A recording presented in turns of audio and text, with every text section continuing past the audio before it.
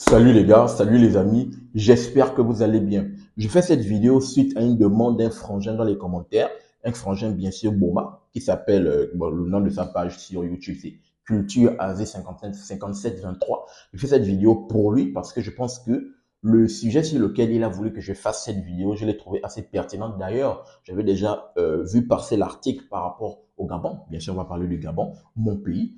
Donc, j'avais déjà vu passer l'article, le fait que le Gabon avait déjà trouvé, on va dire, la FEGA Foot avait déjà déniché les deux matchs amicaux qui vont se dérouler pour le mois de juin, pour cette trêve de juin-là. Donc, il a voulu qu'on puisse parler de ça dans cette vidéo et ça va faire l'objet, bien sûr, de notre vidéo. Donc, ici, pour cette trêve, en fait, je tiens déjà à rappeler que pour ce mois de juin, il y a la trêve, bien sûr, internationale qui va arriver. C'est la dernière trêve d'ailleurs de l'année. Cette trêve met en avant les matchs amicaux. Et ces matchs amicaux, en gros, ce sont des matchs préparatoires pour les échéances importantes qui vont arriver pour le mois de septembre-octobre. Parce que le mois de septembre-octobre, il y a les éliminatoires de la Coupe du Monde, un tournant décisif qui ira au Mondial 2026. Et après, l'autre échéance, c'est la grande fête sur le continent africain, c'est la CAN du côté du Maroc. Donc, ce mois de juin est un mois assez charnière parce que vraiment, il faut prendre ces matchs préparatoires au sérieux pour ces deux grandes échéances qui arrivent pour cette année 2025.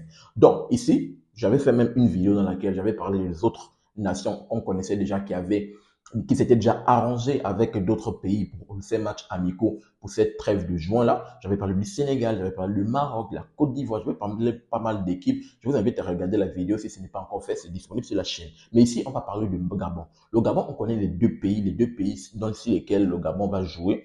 Pour ce mois de juin, le Gabon va jouer le Libéria et le Gabon va jouer la Guinée-Bissau. D'abord, le Gabon va jouer le Libéria, la Guinée-Bissau le 4 juin et 3 jours plus tard, le Gabon va jouer le Libéria le 7 juin pour cette année 2025. Donc, déjà, je pense que je suis d'avis avec lui du fait que le Gabon, pour cette trêve internationale, vu que ce sont les matchs préparatoires pour des échéances importantes qui arrivent, parce qu'il faut toujours le rappeler. Quelles sont les deux échéances qui arrivent? On est dans excusez-moi, on est dans une poule très importante pour les éliminateurs de la Coupe du Monde. On est juste collé au Basque, on est dans le groupe F, collé au Basque de la Côte d'Ivoire. On est à 1 point, la Côte d'Ivoire à 16 points, on est à 15 points. On a 5 victoires, une défaite, la défaite qu'on a eu face à la Côte d'Ivoire chez eux à Abidjan. Et de l'autre côté, la Côte d'Ivoire, ils ont 5 victoires et un match nul, lui, je pense que c'est ça. Donc, la Côte d'Ivoire a 16 points, on a 15 points. On a 1 point. On a un match retour qui doit se jouer le 8 septembre au stade de Franceville. Bon, on verra peut-être à Franceville. Pourquoi pas à Libreville? Parce que le stade de l'amitié, je pense que si ça se joue à Libreville, il va quand même avoir un bon public parce que ce match va être hyper important. Le public doit jouer un rôle. Le 12e homme à Franceville ou à Libreville, quel que soit l'endroit où le match va se dérouler, ça doit jouer un rôle prépondérant. Si c'est à Libreville, je pense qu'il y aura pas mal de gens qui vont arriver parce que je pense que beaucoup de beaux malades étaient en train de se plaindre que tous les matchs se jouent à Franceville et tout, mais c'est bel et bien normal, les gars. C'est bel et bien normal. À Franceville, il y a plus de baraka. À Libreville, bah, statistiquement, on peut voir qu'à Franceville, on n'a que perdu un match. Non, deux matchs. Le match face à la RDC et le match face au Maroc. Or que, à Libreville, il y a eu beaucoup de matchs, même la CAN qu'on avait organisée en collaboration avec la Guinée équatoriale à une époque, là, à l'époque, avec Ali Bongo, on se rappelle bien.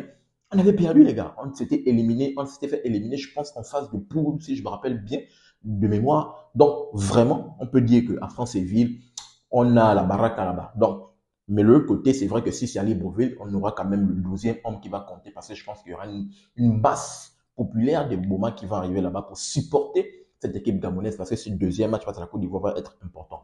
Donc, voici les échéances. On a à cœur, bien sûr, historiquement, d'aller se qualifier pour le mondial parce qu'on peut le faire, comme je l'ai dit, j'ai rappelé. Parce que j'ai fait une vidéo sur laquelle j'ai fait une vidéo par rapport au groupe B ou groupe C. La vidéo où je parlais du Sénégal et la RDC du Soudan, je disais que ce groupe était très serré, où je pense que pas mal de frangins là-bas, sénégalais et congolais, se bataillaient pour qui va se qualifier pour le mondial. Mais je pense que, de la même façon que je vais parler du Sénégal et de la RD Congo, je pense qu'un frangin également dans les commentaires, qui pense qu'un frangin dans les commentaires, il va se reconnaître, qui m'a également demandé de faire la vidéo. Je vais en parler, bien sûr, dans cette vidéo. Je profite.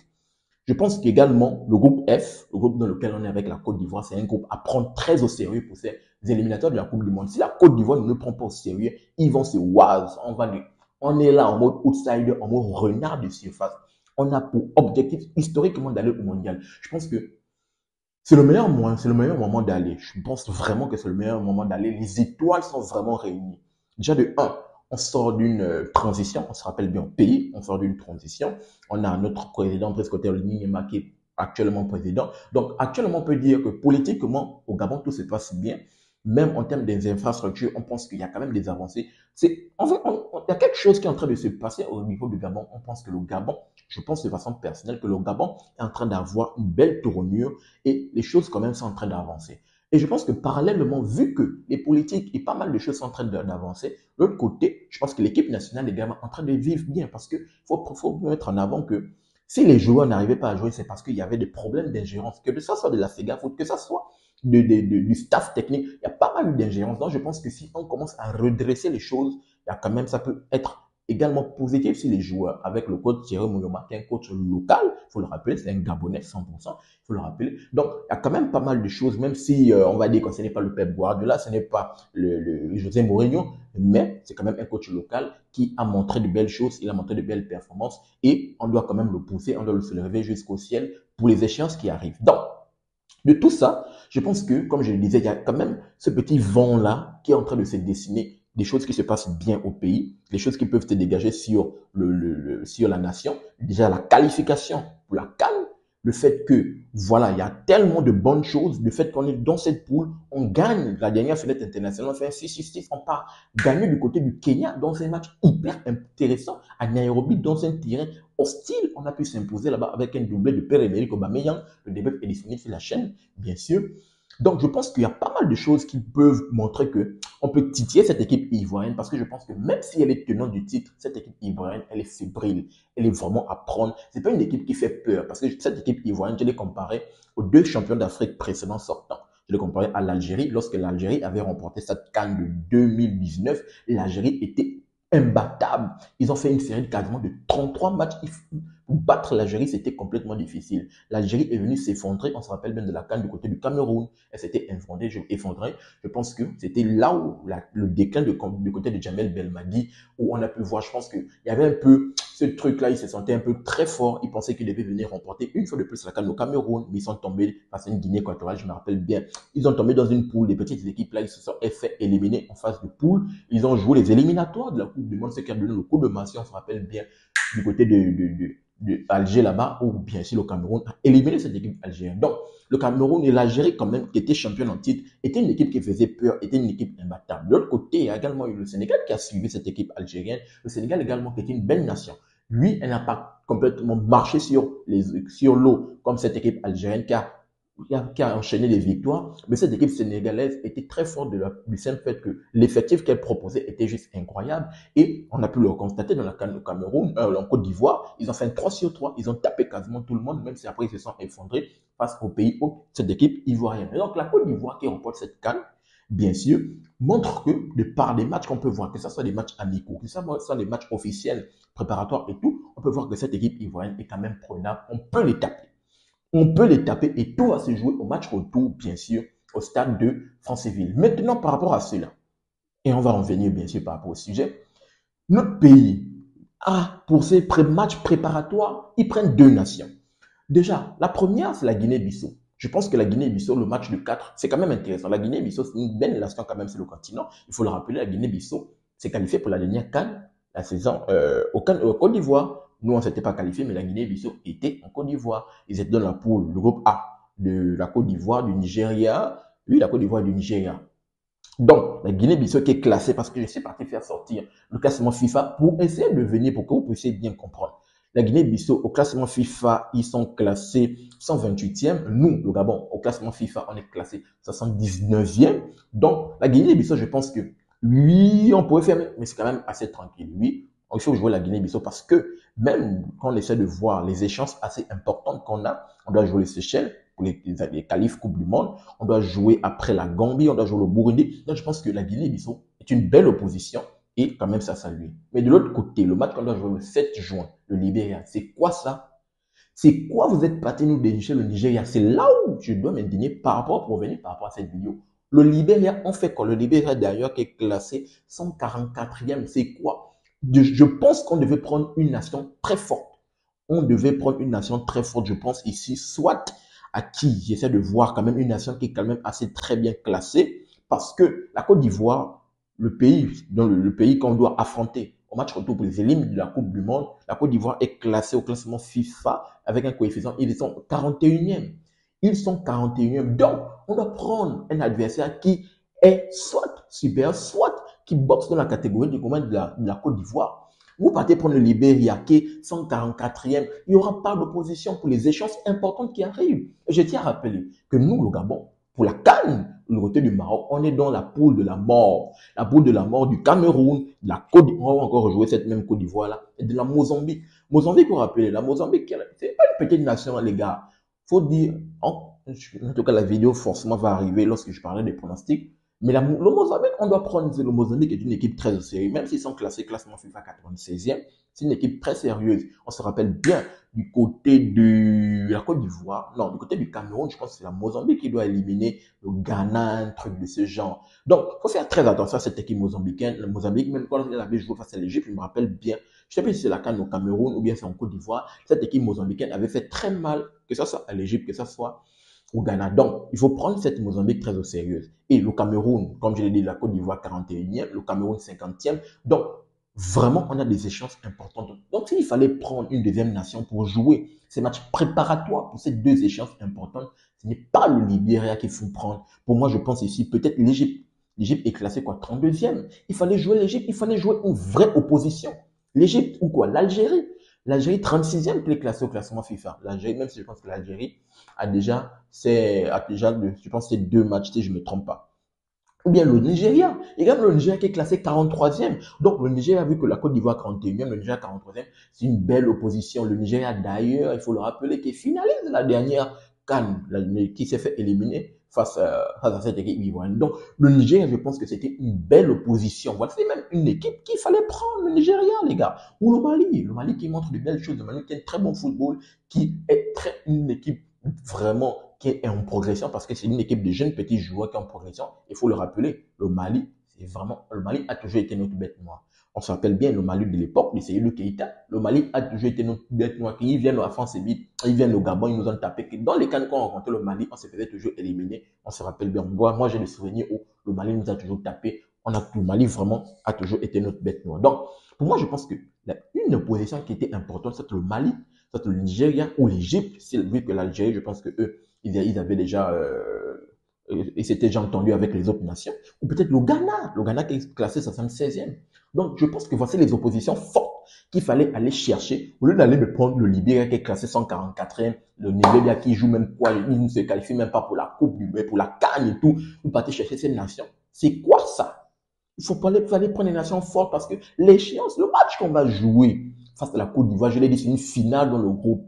C'est une finale dans le groupe. Il faut taper cette équipe ivoirienne. Ils doivent douter après. Parce que je pense que si on gagne la Côte d'Ivoire, ils vont douter. Et nous, on peut avoir un ascendant psychologique. Je pense que ça peut changer et ça peut faire un shift. Le Gabon, bien sûr, historiquement, c'est ce qu'on veut là. Aller au mondial, on pourra le faire. Donc, vraiment, je ne sais pas pourquoi. La Sega Foot, je ne sais pas si c'est vous. Je pense que oui, ça doit être vous qui avez négocié ces matchs. Je ne sais pas pourquoi. Vous êtes parti pour le Libéria. Et d'ailleurs, même, cette fenêtre-là, ils vont jouer ces matchs amicaux-là, ils vont jouer du côté du Maroc. Ils vont jouer, je pense qu'ils ont dit, j'ai vu la déclaration de Thierry Mouloma, notre coach national, il disait que c'est quasiment à 50 mètres de Casablanca où ils seront. Donc, mais là, vraiment, c'est pas bon. C'est pas bon. La Guinée-Bissau, oui, c'est une belle opposition parce que la Guinée-Bissau montre quand même de belles choses. 128e classement FIFA. Nous, on est 179e. Mais l'autre opposition, c'était pas le Libéria qui est classé 144e. Non, il fallait chercher une opposition qui boxe dans la même catégorie que la Côte d'Ivoire. Le Nigeria, je pense, oui, 43e. Ou le Mali, 53e. Ou, je sais pas, l'Égypte, 32e. Donc, je pense que c'était de là, il fallait s'indigner. Je ne sais pas. Je pense, est-ce qu'il y a encore possibilité de changer? Je pense qu'ils ont déjà signé des accords, non? Je pense. Et d'ailleurs, même, j'ai vu même dans la déclaration de Thierry Mouluma, il disait que, après ces 2 matchs, je pense qu'ils ont à cœur de jouer une équipe locale. Donc, une équipe locale du côté du Maroc. Je ne sais pas s'ils vont jouer l'un des clubs, je ne sais pas. En tout cas, il a dit dans la déclaration, il disait que après, ils devaient jouer une équipe locale. Je ne sais pas s'ils vont jouer le Wydad ou bien le Casablanca, ils vont jouer les clubs marocains là-bas, la résidence sportive de Berkane, je ne sais pas. En tout cas, ils ont dit qu'ils vont jouer une équipe locale, ou bien peut-être des équipes qui vont se constituer là-bas, ils vont jouer, mais j'espère que, en tout cas, vu que les choses sont déjà faites, les choses sont déjà là. J'espère que ces matchs préparatoires, il va falloir le prendre au sérieux. Voici un autre point sur lequel je vais mettre un accent. Notre président, bien sûr, le secrétaire Olingue Nguema, il a remis en place le championnat. Il a remis en place le championnat local, National League, bien sûr. Donc, j'espère que les gars, le staff technique gabonais, le Thierry Mouyoma, vous allez aller à la chasse, à la pêche aux jeunes petits talents gabonais. Que ça soit FC 105, que ça soit Manga Sport, dans les clubs, dans les petits villages. Là. Je pense que cette ligue-là permet à ce que vous puissiez avoir un œil. Parce qu'il faut également avoir un chiffre.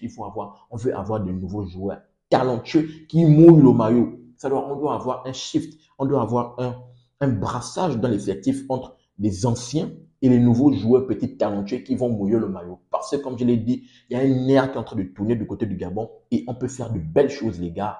Vraiment, on peut faire de belles choses. Donc, les matchs qu'on doit jouer, c'est la Guinée-Bissau et le Libéria. Les matchs sont déjà là, on ne peut rien y faire. J'espère que les gars vont prendre ce match avec beaucoup de sérieux. Et on veut voir même également dans ce match les joueurs que je parle là, les petits joueurs que vous avez, que le coach Thierry Mouyoma va aller dénicher. On veut voir ces joueurs-là sur le terrain, on veut voir de quoi ils sont capables. On veut déjà se projeter. Parce que les 26 commandos qui vont aller du côté du Maroc pour cette CAN, les gars, il va falloir être prêt. On est dans le groupe de la mort. On va affronter le Cameroun, la Côte d'Ivoire, la Mozambique. Il faut sortir de ce groupe de la mort. Il faut le faire.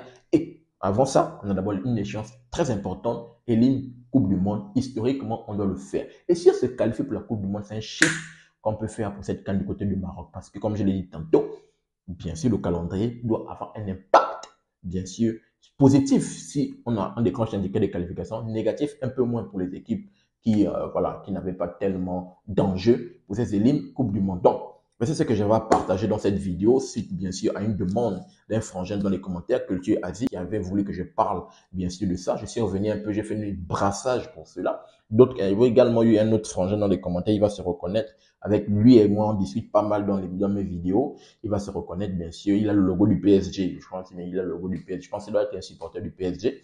Donc, j'ai voulu faire une grosse vidéo pour essayer de parler par rapport à tout ça, pour parler par rapport au Gabon, du fait que, voilà, ok, la Guinée-Bissau, oui, mais le Libéria, non. Mais vu que les choses sont là, en tout cas, j'ai parlé de pas mal de choses dans la vidéo. Donnez-moi votre analyse et votre retour dans les commentaires, bien sûr. Et on va voir, on va se donner rendez-vous pour ce mois de juin pour voir notre équipe nationale du Gabon, bien sûr, pour ces matchs éliminatoires, pour ces matchs préparatoires qui sont pour des échéances importantes, comme je l'ai rappelé, pour les éliminatoires de la Coupe du Monde, parce qu'on veut aller au mondial et pour la CAN, parce qu'on veut sortir la tête de l'eau de ce groupe de la mort, parce qu'on peut le faire, on peut titiller ces équipes. Donnez-moi votre analyse et votre retour dans les commentaires par rapport à cette vidéo. N'oubliez pas de vous abonner, de liker, mais surtout activer la cloche de notification pour ne manquer aucune de mes sorties. Peace. À très bientôt les gars.